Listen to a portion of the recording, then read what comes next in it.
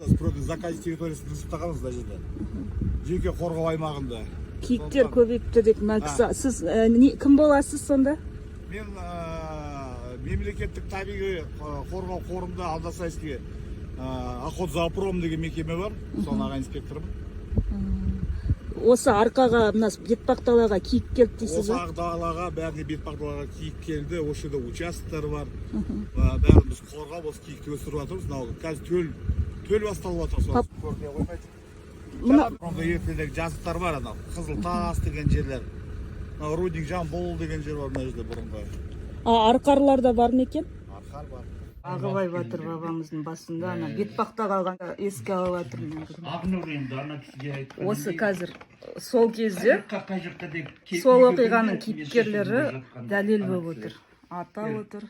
Бізді құттықтарға киіктің әкімі Мерей, Ертай, только Бөгенбай ғана жоқ.